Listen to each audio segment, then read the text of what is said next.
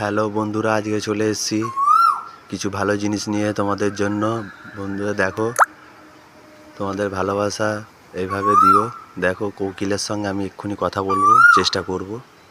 কোকিলটা ঠিক এই জায়গাটা আছে, এই দেখো। কু